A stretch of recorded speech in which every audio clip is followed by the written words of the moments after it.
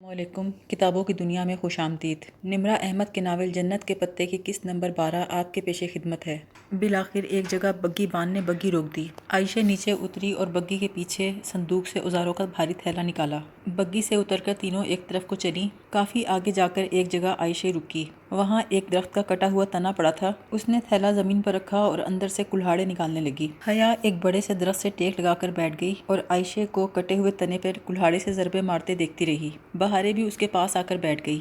حیا کے بال ہوا سے اڑ اڑ کر اس کے چہرے کو چھو رہے تھے۔ تمہارے بال کتنے خوبصورت ہیں حیا۔ میرا بھی دل چاہتا ہے میرے بال اتنے ہی لمبے اور ملائم ہوں، میں انہیں ایسے ہی کھولوں، مگر عائشہ کہتی ہے اچھی لڑکیاں بال کھول کر باہر نہیں نکلتی۔ تمہیں منع کرتی ہے؟ نہیں، وہ کہتی ہے بہارے تمہاری مرضی، جب تم میں حیا نہ رہے تو جو جی چاہے کرو۔ عائشہ نے اس کی نقل اتار کے کہا، تم ساری دنیا میں سب سے زیادہ عائشہ کی بات مانتی ہو؟ نہیں، پہلے عبد الرحمن کی، پھر عائشہ کی۔ تم عبد الرحمن کو بہت پسند کرتی ہو بہارے؟ وہ اپنی حیرت کو چھپاتے ہوئے سوال کرنے لگی۔ اس نے سوچا کیا یہ بہنیں عبد الرحمن کی شہرت نہیں جانتیں؟ بہارے نے بڑی محبت سے جواب دیا، بہت پسند کرتی ہوں، وہ ہے ہی اتنا اچھا۔ حیا نے اپنے کھلے بالوں کو دیکھا، پھر بہارے کی نفاست سے بندھی پونی کی طرف۔ میں بال باندھ لوں بہارے، مجھے ہوا تنگ کر رہی ہے۔ اس نے جیسے خود کو وضاحت دی کہ وہ عائشہ کی اچھی لڑکیوں والی نشانیوں کا اثر نہیں لے رہی بلکہ ہوا کی وجہ سے بال باندھنا چاہ رہی ہے۔ میں باندھوں حیا، میرے پاس فالتو پونی بھی ہے۔ حیا نے ذرا سا رخ موڑا۔ بہارے اس کی پشت پر گھٹنوں کے بل بیٹھ کر اپنے چھوٹے چھوٹے ہاتھوں سے اس کی چٹیاں بنانے لگی۔ حیا نے بہت ممنون ہو کر بہارے کی طرف دیکھا اور کہا تمہارا اور عائشہ کا بہت شکریہ، ورنہ میرے بال نہ بچ پاتے۔ لو، دوست کس لیے ہوتے ہیں بھلا؟ بہارے نے مسکرا کر کہا۔ یہ روداد بہارے اسے سنا چکی تھی کہ اس نے اور عائشہ نے کن جوکھوں سے اس کے بالوں سے ویکس اتاری تھی۔ اچھا اپنا پزل باکس دکھاؤ، لاؤ اس کی پہری دیکھوں، حیا نے کہا۔ بہارے نے اپنے بیگ سے باکس نکال کر اسے تھمایا۔ اس باکس کے ڈھکن پر انگریزی میں چند فقرے کھدے تھے جو شاید ایک نظم تھی۔ اس پزل باکس کے کوڈ بار میں 5 چوکھٹے بنے تھے۔ حیا نے کئی دفعہ اس نظم کو پڑھا تو اسے وہ 5 حرفی لفظ سمجھ میں آ گیا جو اس باکس کی کنجی تھا۔ حیا بتاؤ نا، تمہیں پہیلی سمجھ میں آئی؟ ہاں، پہیلی تو سمجھ میں آ گئی ہے، بہت ہی آسان ہے، لیکن بہارے یہ تمہارا تحفہ ہے، اسے تم نے خود ہی کھولنا ہے۔ اگر تم خود اسے بوجھ کر نکالو گی تو تمہیں اصلی خوشی ہوگی، ورنہ توڑ کر بھی نکال سکتی ہو۔ ویسے یہ پہیلیاں کون لکھتا ہے؟ بہارے نے کہا، عبد الرحمن کے پاس ہر کام کے لیے بندے ہوتے ہیں، اس نے کسی سے لکھوا لی ہوگی۔ کام ختم کر کے بہارے نے چٹائی بچھائی اور بڑی باسکٹ سے پانی کی بوتل نکال کر حیا اور عائشہ کے ہاتھ دھلوائے، پھر لنچ باکسز کھول کر چٹائی پر رکھنے لگی۔ تلی ہوئی مچھلی، سلاد اور مرغابی کا سالن تھا۔ اگر چیزیں سمیٹ کر وہ لکڑیوں کے چھوٹے چھوٹے گٹھے سروں پر اٹھائے ڈھلان سے اتر کر واپس بگی تک آ گئیں۔ عائشہ نے وہ لکڑیاں اور اوزار صندوق میں رکھے، پھر بگی کو وہیں چھوڑ کر دوسری سمت میں چل دی۔ بہارے بھی اس کے پیچھے تھی۔ حیا نے کچھ نہ پوچھا کہ اب کدھر جانا ہے، وہ خود کو ان دونوں بہنوں کے رحم و کرم پر چھوڑ چکی تھی۔ پھر عائشہ اسے خود ہی بتانے لگی، اب ہم ساحل کی طرف جا رہے ہیں۔ اس کے ساتھ چلتی بہارے ذرا خفگی سے بولی، ہم سمندر پہ سیپ چننے جا رہے ہیں مگر کوئی فائدہ نہیں، میرے کسی سیپ سے موتی نہیں نکلتا، عائشہ کے ہر سیپ سے موتی نکلتا ہے۔ عبد الرحمن کہتا ہے عائشہ کے سیپ سے موتی اس لیے نکلتے ہیں کہ وہ ہمیشہ سچ بولتی ہے۔ عائشہ جواب میں بولی، بہارے کی سیپ سے موتی اس لیے نہیں نکلتے کیونکہ بہارے ہمیشہ اللہ سے برا گمان رکھتی ہے، جس دن بہارے اچھا گمان رکھے گی اس دن موتی نکل آئے گا۔ ایک دفعہ تو موتی نکلا بھی تھا۔ ساحل کا یہ حصہ قدرے سنسان تھا۔ وہ تینوں ایک دوسرے سے فاصلے پہ کھڑی اپنی اپنی ٹوکریاں اٹھائے سیپ ڈھونڈ رہی تھیں۔ حیا کو بالآخر ایک سیپ ملا، وہ شامی کباب کے سائز جتنا تھا، اس کا خول سفید، سرمئی اور گلابی رنگوں سے بنا تھا۔ چلو بھئی سیپ کھولتے ہیں۔ نے چپٹے بلیڈ والا چھرا اٹھایا، اپنی سیپ نکال کر اس کے خول کے دونوں حصوں کے درمیانی طرز میں رکھ کر سیدھا چھرا چلا دیا۔ چٹکنے کی ذرا سی آواز آئی۔ عائشہ نے چھرا ایک طرف رکھا اور دونوں ہاتھوں سے سیپ کے خول کو یوں کھولا جیسے کوئی کتاب کھولتے ہیں۔ اندر موجود سمندری جانور کا گودا خون آلود تھا، وہ مر چکا تھا، مگر اس کے اوپر ایک مٹر کے دانے جتنا سفید موتی جگمگا رہا تھا۔ موتی اٹھا کر ایک مخملی تھیلی میں ڈالا۔ ایک کے بعد ایک اس نے اپنے 7 سیپ کھولے، سب میں سے موتی نکلے۔ 7 موتی اس کی تھیلی میں جمع ہو چکے تھے۔ پھر اس نے چھرا بہارے کی طرف بڑھایا۔ بہارے کے پاس 5 سیپ تھے، کسی میں سے کوئی موتی نہ نکلا۔ کوئی بات نہیں بہارے، یہ بھی تمہارے ہی ہیں، عائشہ نے نرمی سے اسے کہا۔ پھر حیا نے چھرا پکڑا اور سیپ کے دونوں حصوں کی درز میں رکھا اور دل مضبوط کر کے چلا دیا۔ نرم گوشت میں چاقو آرام سے چل گیا۔ پھر اس نے سیپ کے دونوں حصوں کو پکڑے رکھا، کسی کتاب کی طرح کھولا۔ وہاں خون آلود لوتھڑے کے سوا کچھ نہ تھا، موتی سے خالی تھا۔ عائشہ بولی، تم دونوں نے پہلے ہی سوچ لیا تھا کہ تمہارا موتی نہیں نکلے گا، کل سے تم اچھے گمان کے ساتھ سیپ چننا۔ اس نے عائشہ سے کہا کہ وہ واپس جانا چاہتی ہے۔ یہ سن کر عائشہ اور بہارے دونوں ہی اداس ہو گئیں۔ پھر انہوں نے کہا، حیا چند دن کے لیے رک جاؤ جب تک خراشیں اور زخم مندمل نہیں ہو جاتے اور نیل ختم نہیں ہو جاتے۔ حیا کو بھی خوف تھا کہ سبانجی میں لوگ اس کے چہرے کے زخموں کے بارے میں سوال کریں گے۔ اس کی بھی یہ خواہش تھی کہ اس پرفضا مقام پر صحت مند ہو کر پہلے جیسا چہرہ لے کر واپس پلٹے۔ ویسے بھی یہ محل عبدالرحمن کا نہیں تھا، عائشہ گل کا تھا۔ یہی سوچ کر اس نے رکنے کا فیصلہ کیا۔ سبانجی میں آج کل سپرنگ بریک کی چھٹیاں تھیں اور بریک ختم ہونے تک وہ ادھر رہ سکتی تھی۔ ابھی اس حال میں واپس جانا اس کا مطلب تھا دوسروں کو اپنے بارے میں مشکوک کرنا۔ اس نے ابا سے کچھ پیسے منگوائے عائشہ کے اکاؤنٹ میں، تاکہ وہ اپنے اخراجات خود اٹھا سکے۔ اس نے اماں، ابا اور جہان میں سے کسی کو نہیں بتایا تھا کہ وہ کدھر رہ رہی ہے۔ اسے اندازہ ہوا استنبول میں عبدالرحمن پاشا کی رہائش سے بڑھ کر کوئی محفوظ جگہ نہیں، مگر جہان نہ جانے کیسا ہوگا۔ آخری بار جب وہ پھپھو کے گھر سے نکلی تو وہ اسے ٹاکسن تک چھوڑنے آیا تھا، اس وقت بھی اسے بخار ہوا تھا۔ پتہ نہیں اس کا بخار ٹھیک بھی ہوا کہ نہیں۔ اسے فون کرنے کا سوچ کر وہ اٹھی اور لیونگ روم کی طرف گئی۔ سامنے صوفے پر عائشہ گل پاؤں اوپر کیے بیٹھی تھی، بہت خوبصورت آواز میں قرآن پڑھ رہی تھی، اور آگ والے جنت والوں کو پکار پکار کر کہیں گے ڈالو ہم پر پانی، یا اس میں سے جو اللہ نے تمہیں بخشا ہے۔ وہ کہیں گے بے شک اللہ نے ان دونوں کو حرام کر دیا ہے انکار کرنے والوں پر۔ حیا اپنی جگہ ساکت کھڑی رہ گئی۔ وقت ایک دم سے 5-6 دن پیچھے چلا گیا، جب وہ کرسی سے بندھی ہوئی اسی کمرے میں پڑی تھی جس میں بہت سی آگ تھی۔ الاؤ دہک رہا تھا، اسے اپنی چیخیں سنائی دے رہی تھیں، پانی ڈالو مجھ پر، پانی ڈالو مجھ پر۔ عائشہ اسی طرح قرآن پڑھ رہی تھی، بے شک اللہ نے ان دونوں کو حرام کر دیا ہے انکار کرنے والوں پر، جنہوں نے اپنے دین کو شغل اور کھیل بنا لیا تھا اور ان کو دنیا کی زندگی نے دھوکے میں ڈال رکھا تھا۔ تو آج کے دن ہم بھلا دیں گے ان کو، جیسا کہ وہ اپنی اس دن کی ملاقات کو بھول گئے تھے اور وہ ہماری نشانیوں کا انکار کیا کرتے تھے۔ دفتن عائشہ کی نظر حیا پہ پڑی۔ اس نے قرآن بند کیا اور احتیاط سے شیلف کے خانے میں رکھا۔ بہت نرمی سے پوچھا، کیا ہوا حیا؟ حیا نے اسکارف میں لپٹا عائشہ کا چہرہ دیکھا، دمکتا ہوا، صاف، شفاف، اجلا چہرہ۔ یہ دنیا دھوکے میں کیسے ڈالتی ہے عائشہ؟ عائشہ بولی، جب یہ اپنی چمکنے والی چیزوں میں اتنا گم کر لیتی ہے کہ انسان اللہ کو بھول جاتا ہے۔ کیا مجھے بھی دنیا نے دھوکے میں ڈال رکھا ہے؟ پہلی دفعہ کا دھوکہ انسان بھول پن میں کھاتا ہے، مگر بار بار کھائے تو وہ اس کا گناہ بن جاتا ہے، اور اگر احساس ہونے کے بعد دھوکہ نہ کھائے تو اسے ایک بری یاد سمجھ کے بھول جانا چاہیے اور زندگی نئے سرے سے شروع کر دینی چاہیے۔ نئے سرے سے یعنی یو ٹرن لینا، یہ کوئی آسان ہوتا ہے کیا؟ انسان کا دل چاہتا ہے کہ وہ خوبصورت لگے، خوبصورت لباس پہنے، کیا یہ بری بات ہے؟ حیا کی آواز میں بے بسی تھی، جیسے اسے سمجھ نہ آ رہا ہو کہ کیا غلط تھا کیا صحیح۔ عائشہ بولی، نہیں، اللہ تعالیٰ خوبصورت ہے اور خوبصورتی کو پسند کرتا ہے۔ یہ چیزیں زندگی کا حصہ ہونی چاہیے، مگر ان کو آپ کی پوری زندگی نہیں بن جانا چاہیے۔ انسان کو ان چیزوں سے اوپر ہونا چاہیے۔ کچھ لوگ میری طرح ہوتے ہیں جن کی زندگی لکڑی کے کھلونے بنانے، مچھلی پکڑنے اور موتی چننے تک محدود ہوتی ہے، اور کچھ لوگ بڑے مقاصد لے کر جیتے ہیں، پھر وہ چھوٹی چھوٹی باتوں کو لے کر پریشان نہیں ہوتے۔ حیا بولی، اور جن کی زندگی میں بڑا مقصد نہ ہو وہ کیا کریں؟ تو وہ وہی کریں جو میں کرتی ہوں، عبادت۔ ہم عبادت کے لیے پیدا کیے گئے ہیں، ہمیں اپنا ہر کام عبادت سمجھ کے کرنا چاہیے۔ عبادت صرف روزہ، نفل، تسبیح کا نام نہیں، ہر انسان کا ٹیلنٹ اس کی عبادت ہے۔ میں بہارے کی دیکھ بھال کرتی ہوں، آنے کے لیے کھانا بناتی ہوں، میری یہ صلہ رحمی میری عبادت ہے۔ میں پزل باکس بناتی ہوں، موتیوں کے ہار بیچتی ہوں، میرا یہ رزق ڈھونڈنا میری عبادت ہے۔ یہ چھوٹے چھوٹے کام کرتے کرتے انسان بڑے بڑے مقاصد پا لیتا ہے، اور انسان ان چیزوں کے لیے مضبوطی کہاں سے لائے؟ حیا بولی۔ حیا، مجھے لگتا ہے ہم لڑکیوں نے اپنے اوپر فریجائل سٹیکر کے ٹیگز لگا رکھے ہیں، وہی سٹیکرز جو نازک اشیاء کی پیکنگ کے اوپر لگے ہوتے ہیں، ان پر لکھا ہوتا ہے ہینڈل وتھ کیئر۔ وہی سٹیکرز ہم لڑکیاں اپنی پیشانی پر لگائے رکھتی ہیں، پھر کسی کا ذرا سا طنز ہو یا بیجا ڈانٹ پڑ جائے، ذرا سا کانٹا چبھ جائے یا دل ٹوٹ جائے، ہم گھنٹوں روتی ہیں۔ اللہ نے ہمیں اتنا نازک نہیں بنایا تھا، ہم نے خود کو بہت نازک خود بنا لیا ہے، اور جب ہم لڑکیاں ان چیزوں سے اوپر اٹھ جائیں گی تو ہمیں زندگی میں بڑے بڑے مقاصد نظر آ جائیں گے۔ عائشہ گل، تم بہت پیاری باتیں کرتی ہو۔ اور بہارے کے ساتھ باتیں کر کے حیا کا دل پھر بھی بہل جاتا۔ جیسے ہی وہ اکیلی ہوتی تو وہ رات اس کا پیچھا نہیں چھوڑتی تھی۔ اگر وہ اس روز اکیلی مسز عبداللہ کے گھر سے نہ نکلی ہوتی، اگر 5-6 ماہ قبل وہ اس چیریٹی لنچ پر اس 5 اسٹار ہوٹل میں نہ گئی ہوتی تو آج یہ مسئلے ہی پیش نہ آتے۔ اس نے بہت اضطراب سے سوچا، یقیناً پاشا اسی چیریٹی لنچ پر مدعو ہوگا۔ اس سفید محل میں جگہ جگہ پاشا اور آنے کی تصاویر تھیں۔ اس نے دماغ پہ زور ڈالا، کیا لنچ پر پاشا کو دیکھا تھا؟ شاید وہ وہاں ہو، مگر حیا کی نگاہ اس پر نہیں پڑی ہوگی، ورنہ پاشا کی تصویر دیکھ کر اسے وہ چہرہ جانا پہچانا تو لگتا۔ اس لنچ پر کوئی ایسی بات نہیں ہوئی تھی جو معمول سے ہٹ کر ہو، سوائے اس لڑکی کے جس کی ٹرے میں 4 کپ رکھے تھے۔ حیا جب ہوٹل کی لابی سے نکل کر ریسٹورنٹ سے گزر رہی تھی تب وہ لڑکیوں سے ملی تھی۔ حیا اسے نہیں جانتی تھی، مگر وہ لڑکی اصرار کر رہی تھی کہ وہ یونیورسٹی میں اس سے مل چکی ہے۔ اس کے تخیل کی پرواز کو فون کی آواز نے توڑا۔ پاکستان کا کوئی نمبر لکھا آ رہا تھا، ابھی تو یہ نمبر اس نے کسی کو نہیں دیا۔ پھر ہیلو، اس نے فون کان سے لگایا۔ حیا، میجر احمد ہیئر۔ حیا نے ایک گہری سانس لی، یہ لوگ اس کا پیچھا نہیں چھوڑیں گے، وہ جتنا ان کو پرے دھتکارے وہ اس کا سائے کی طرح تعاقب کرتے رہیں گے۔ کہیے، کس لیے فون کیا ہے آپ نے؟ اس کی آواز میں رکھائی آ گئی۔ یہ پوچھنا بے سود تھا کہ میجر احمد کو اس کا نمبر کیسے ملا، اور فون کرنا بھی بے سود تھا۔ وہ پھر فون کرے گا اور کرتا ہی رہے گا۔ اس شخص کو کسی اور طرح سے ہی ڈیل کرنا ہوگا۔ کیا ہم کچھ دیر کے لیے بات کر سکتے ہیں؟ میجر احمد کی آواز میں تھکن تھی۔ دیکھیں میجر احمد، اگر تو آپ نے کوئی ایسی بات کرنی ہے جو کسی شادی شدہ عورت سے کرنا مناسب نہیں تو مت کیجیے۔ اس کے علاوہ کوئی بات ہے تو میں سن رہی ہوں۔ چند لمحے کی خاموشی کے بعد وہ بولا، مجھے اس بات کا بہت افسوس ہے جو آپ کے ساتھ ہوا۔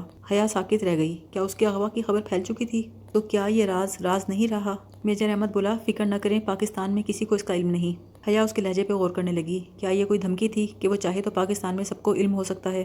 میجر احمد کے پاس اس کی ویڈیو بھی تھی اور پاشا کے پاس اس کی بہت سی تصاویر۔ وہ پھر بولا، میں نے آپ سے کہا تھا نا، اگر زندگی میں کوئی آپ کو جنت کے پتے لا کر دے تو انہیں تھام لیجیے گا، وہ آپ کو رسوا نہیں ہونے دیں گے۔ میجر احمد کی آواز میں کچھ درد تھا۔ اور میں نے بھی آپ سے کہا تھا کہ ہم دنیا والوں نے جنتیں کہاں دیکھی ہیں میجر احمد؟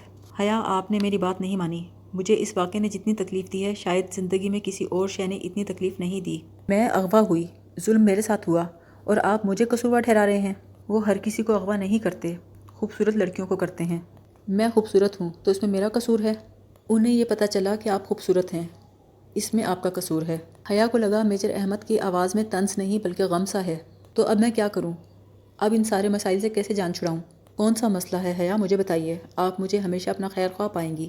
حیا نے چند لمحے سوچ کر کہا، اگر کوئی آپ کو بلیک میل کرنے لگے تو کیا کرنا چاہیے؟ میجر احمد بولا، بلیک میلر ایک بے نتھے بیل کی طرح ہوتا ہے حیا، اس سے بھاگیں گی تو وہ آپ کا تعاقب کرے گا اور تھکا کر مار دے گا۔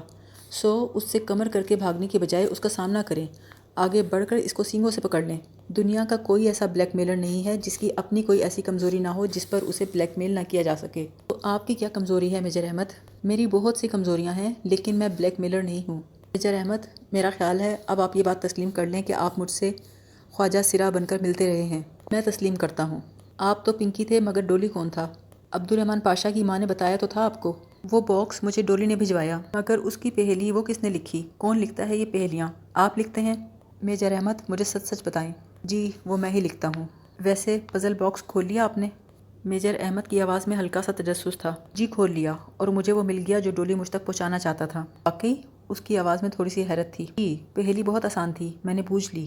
ویسے جو اس میں تھا وہ اس وقت میرے ہاتھ میں ہے اور اس نے مجھ پر ایک بہت بڑا انکشاف کیا ہے۔ یعنی جو باکس میں تھا وہ آپ کے ہاتھ میں ہے اور اس نے آپ پر انکشاف کیا ہے؟ میجر احمد نے کہا۔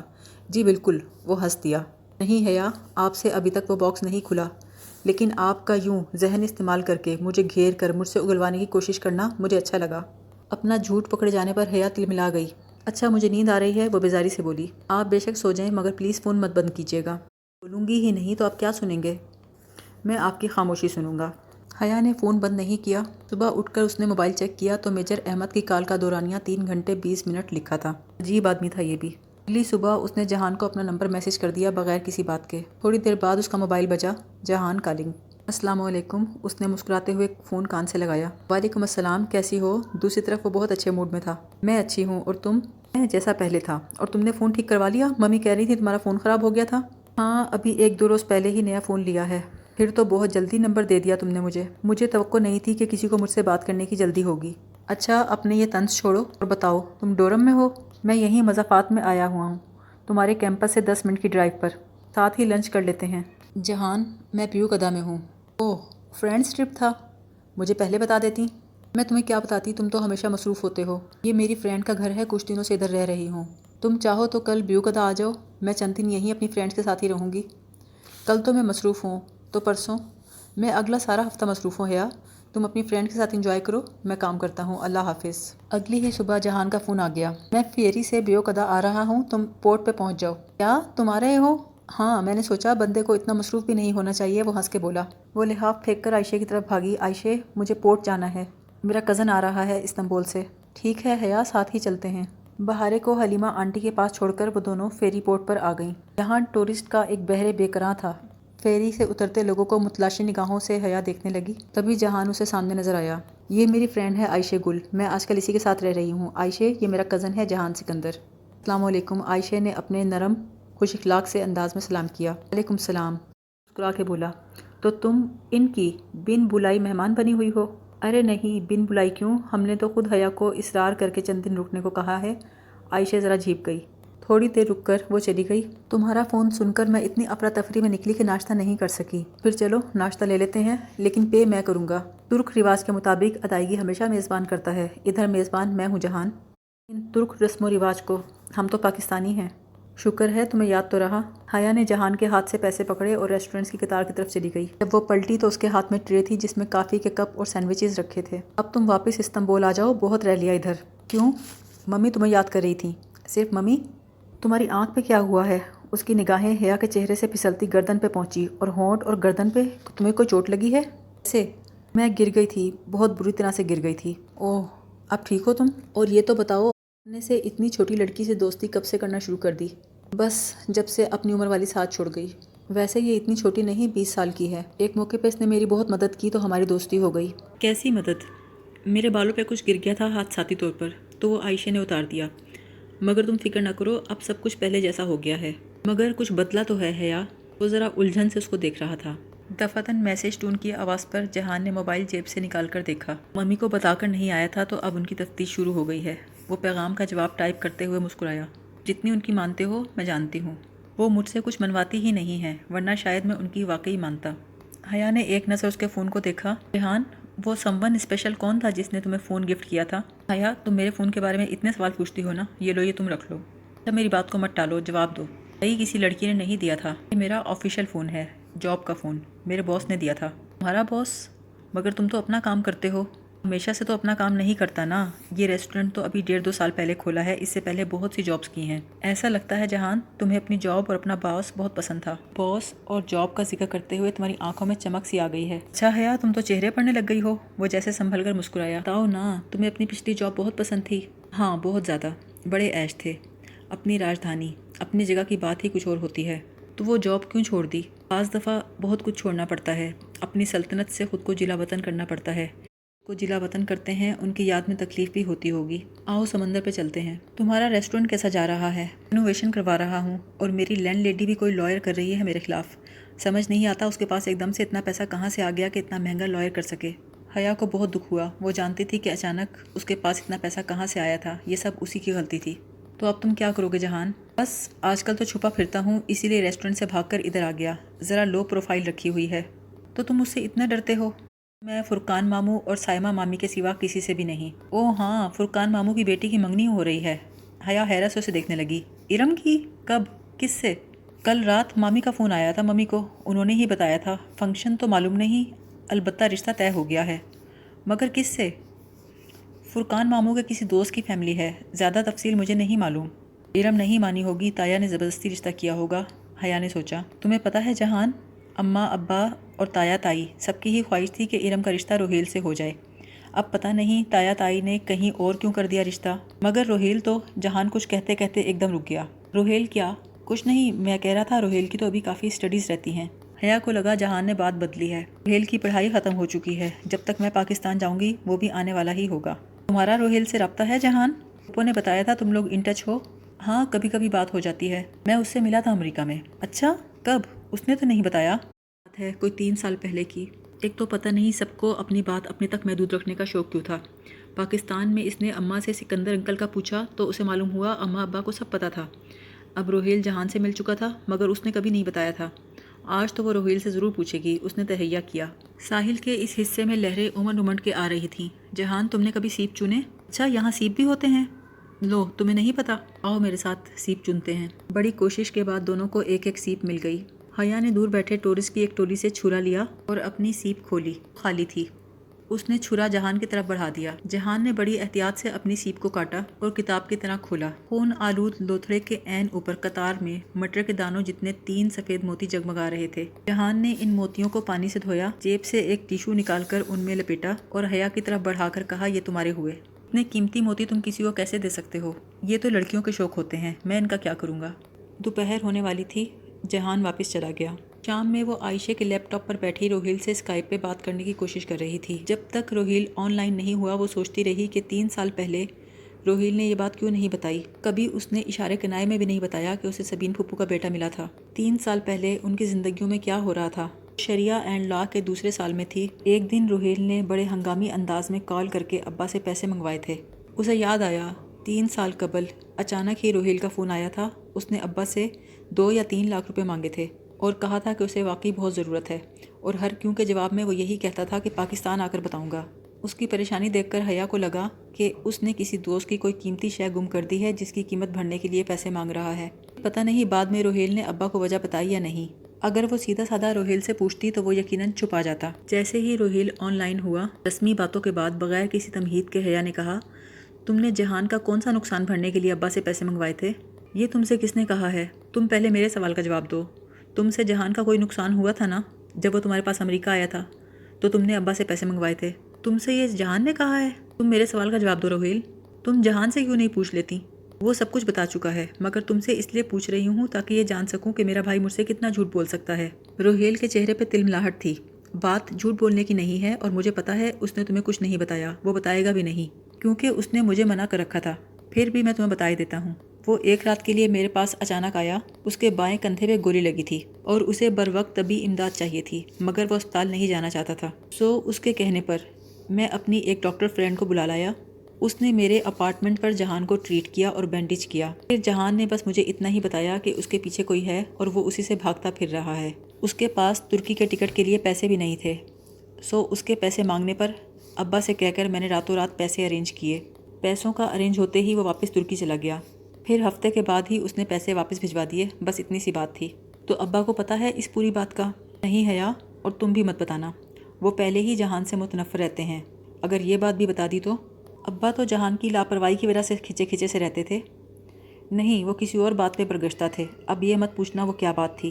ہاں، جب وہ زخمی حالت میں میرے پاس آیا تھا، مجھے اسی دن سے اچھا لگنے لگا تھا۔ میں وثوق سے کہہ سکتا ہوں کہ وہ سچ بول رہا تھا جب اس نے اس رات مجھے کہا تھا، Rohail, I am not the bad guy, بلکہ جو میرے پیچھے ہیں وہ برے ہیں۔ تو پھر روہیل وہ دوسری بات کیا تھی جس سے ابا ناراض تھے؟ ابھی میں جلدی میں ہوں حیا، پھر بتاؤں گا۔ حیا نے بے دلی سے لاگ آؤٹ کیا۔ اسے لگا کہ اس کے گھر کے تمام لوگ اس سے اپنی باتیں چھپاتے تھے۔